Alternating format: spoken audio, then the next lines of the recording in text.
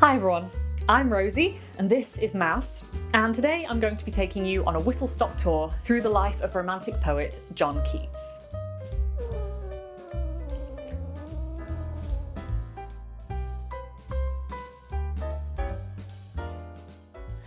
Keats is often touted as one of the big six romantic poets, a grouping which has been criticised for limiting the scope of romantic writing, but which includes William Blake, William Wordsworth, Samuel Taylor Coleridge, Lord Byron, Percy Shelley and John Keats.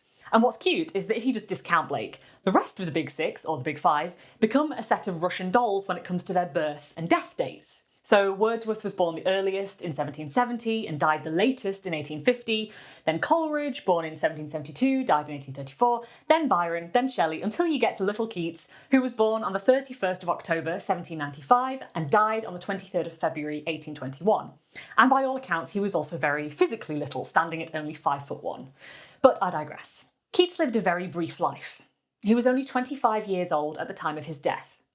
He died, like many people of his time, including his mother and both brothers, of consumption, a disease we now call tuberculosis. And the imaginative and literary romantic period conception of tuberculosis is completely fascinating and will be the subject of one of my next videos. During his short life, Keats wrote some wonderful poems and some fascinating letters in which he developed a range of philosophical ideas well beyond his years. He was born in Moorgate, London, to Thomas Keats and Frances Jennings, and he was the eldest of 4 surviving children.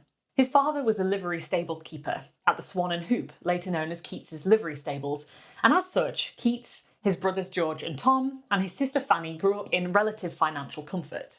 By today's standards, we consider him soundly middle class, though it's worth pointing out that this was nothing like the comfort experienced by his contemporary poets, Lord Byron and Percy Shelley, who was the son of a baronet. But Keats's parents at least had enough money to send Keats to school. So in 1803, he began his first term at John Clarke's boarding school in Enfield, which was a dissenting, nonconformist establishment. This, combined with Clarke's teaching methods, gave Keats an unusually hands-on education. In his 1997 biography, former poet laureate Sir Andrew Motion tells us that Clarke understood the value of practical demonstration.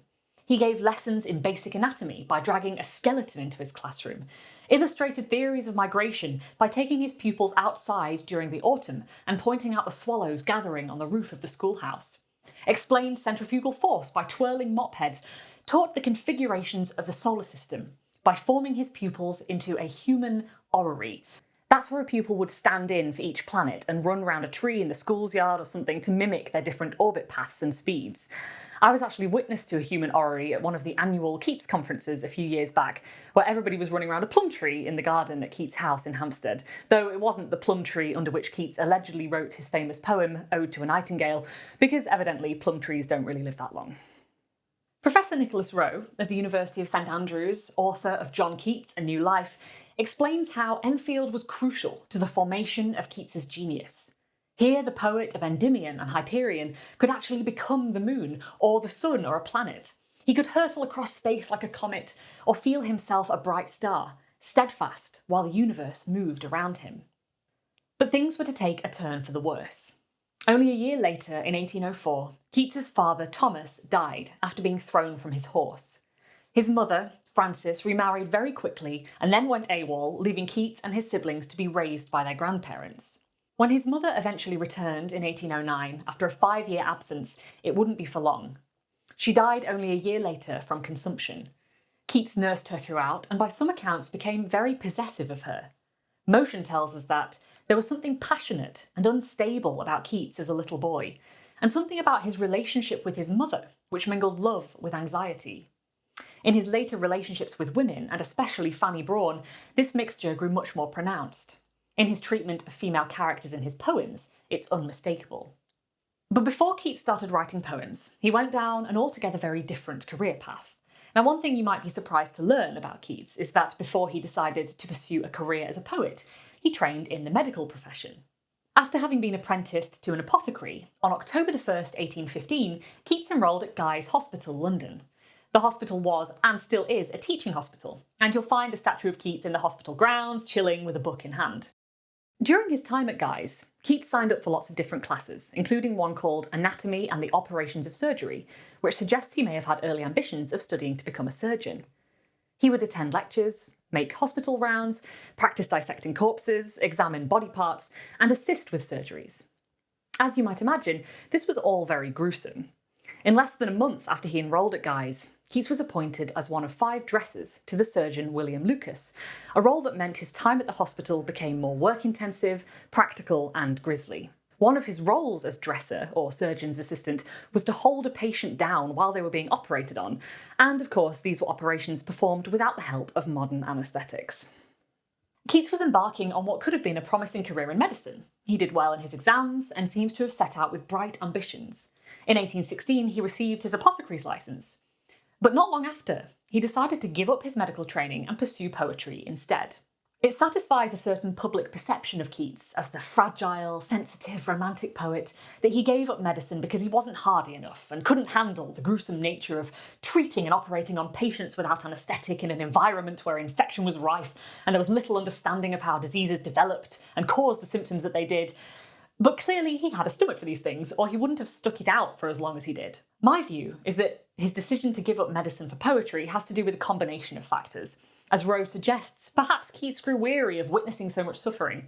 And perhaps he also realised the more he wrote poetry and was introduced to and became friends with individuals in poetic circles, that poetry was his true calling.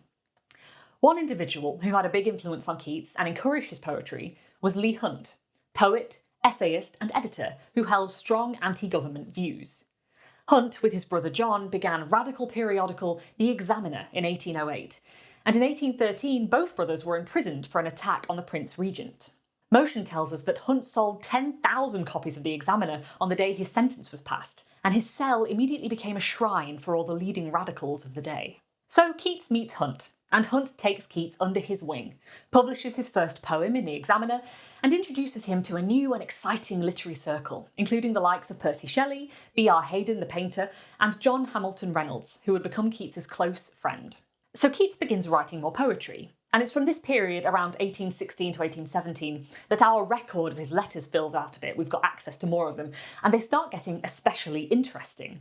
Here I want to quickly introduce you to the word epistolary, which I imagine I'll be using a lot in my videos because one of my primary interests is letters and letter writing, and epistolary means relating to the writing of letters. You might have heard the term epistolary novel before, and that means a novel that is written in letters or as a series of letters. So without further ado, I'll share with you what is widely considered Keats's most famous epistolary nugget of wisdom, his negative capability, an idea articulated in a letter of December 1817 written to his brothers, George and Tom. Keats writes, "Several things dovetailed in my mind, and at once it struck me what quality went to form a man of achievement, especially in literature, and which Shakespeare possessed so enormously. I mean negative capability. That is when a man is capable of being in uncertainties, mysteries, doubts, without any irritable reaching after fact and reason." For a young man in his early 20s, this was a profoundly mature statement to make. Keats articulates the idea that some things are not worth knowing, and more than this, cannot be known. Rather than seeking clarity, he embraces mystery. It's a phrase that has influenced and intrigued numerous writers, critics, poets, artists, musicians and philosophers, from Marianne Faithfull to Allen Ginsberg to Philip Pullman. It's a topic that absolutely deserves its own video and will get one eventually. 1817 is also the year Keats begins his attempt at an epic poem, Endymion, which would be torn to shreds by reviewers upon its publication in early 1818, John Gibson Lockhart's review for Blackwood's Edinburgh magazine being a noteworthy example. The frenzy of the poems was bad enough in its way, but it did not alarm us half so seriously as the calm, settled, imperturbable, drivelling idiocy of Endymion. It is a better and a wiser thing to be a starved apothecary than a starved poet. So back to the shop, Mr. John, back to plasters, pills, and ointment boxes. And poor Keats had a doubly terrible year, because during this time his youngest brother Tom was dying from consumption. On top of that, his other brother George decides to emigrate to America with his new wife Georgiana. Keats writes in a letter, "I have 2 brothers. One is driven by the burden of society to America, and the other, with an exquisite love of life, is in a lingering state." His sister, Fanny, is being cared for by the family's guardian, Richard Abbey, who doesn't really like Keats, particularly since he gave up a promising medical career to go off gallivanting with a group of radical poets. So Keats nurses Tom, as he did his mother, almost single-handedly, apart from when he took a 2-month break in the summer to go walking through the Lake District, Scotland and Ireland with his friend Charles Brown.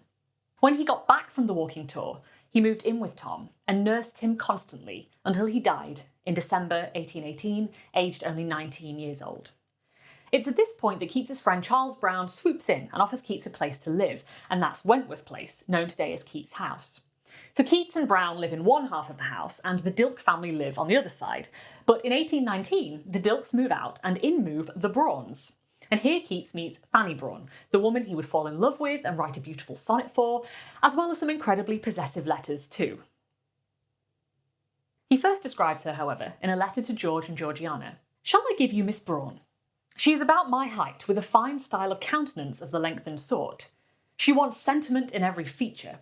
She manages to make her hair look well. Her nostrils are fine, though a little painful. Her mouth is bad and good. Her profile is better than her full face. Her arms are good. Her hands baddish. Her feet tolerable. She is not 17, but she is ignorant, monstrous in her behaviour, flying out in all directions, calling people such names that I was forced lately to make use of the term minx. This, I think, not from any innate vice, but from a penchant she has for acting stylishly. I am, however, tired of such style and shall decline any more of it." But he didn't decline any more of it. He fell in love with her, didn't he? Okay. And as well as Bright Star, 1819 is also the year Keats writes what are widely considered to be his best poems, the Odes. To Autumn, Ode on a Grecian Urn, Ode to a Nightingale, Ode to Psyche, Ode on Melancholy, and Ode on Indolence.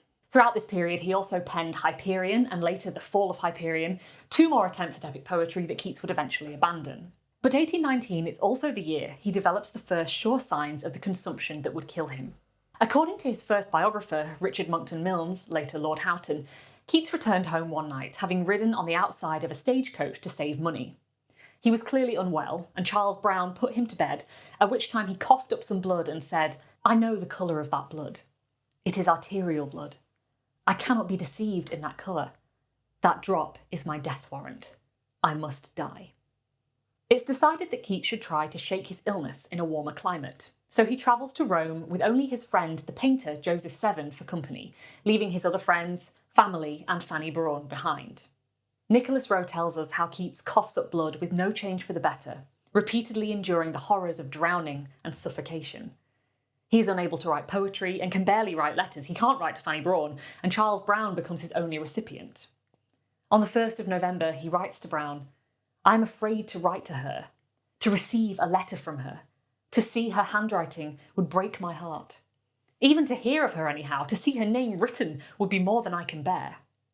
After months of suffering, on the 23rd of February 1821, John Keats died in Rome, in a villa on the Piazza di Spagna, now the Keats Shelley Museum. Severn describes the event. "He clasped my hand very fast as I held him in my arms. The mucus was boiling within him. It gurgled in his throat, and this increased, but yet he seemed without pain. His eyes looked upon me with extreme sensibility, but without pain. At 11, he died in my arms." Dying at the age of 25, Keats lived a mercilessly short life. He wrote only a handful of poems and died believing his work would be forever neglected. He asked that his epitaph read, "Here lies one whose name was writ in water." He died far from home, separated from his friends and family and the woman he loved. But of course he has been remembered, and his work has inspired countless generations of readers and writers. His legacy was secured in no small part thanks to the intense and oddly superstitious fascination with his tragic life and eerily premature death that persisted among his friends and contemporaries, a fascination that has endured, in many ways, to this day. But this is perhaps to diminish the significance of his poetry, writing that is at once beautiful, sensitive, intellectually investigative, sometimes dry and bawdy, and often heart-wrenchingly sorrowful. Keats's variety and relatability have solidified his reputation in popular culture. His poetry has endured because of its brilliance, because of his sheer genius with words.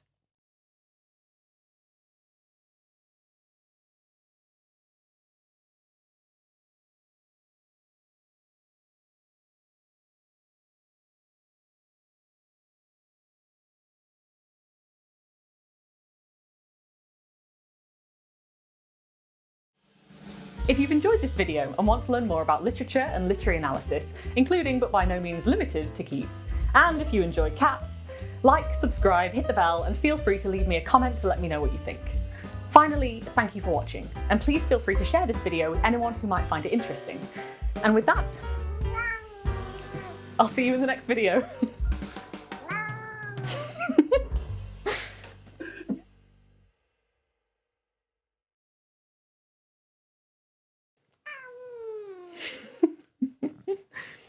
Good girl.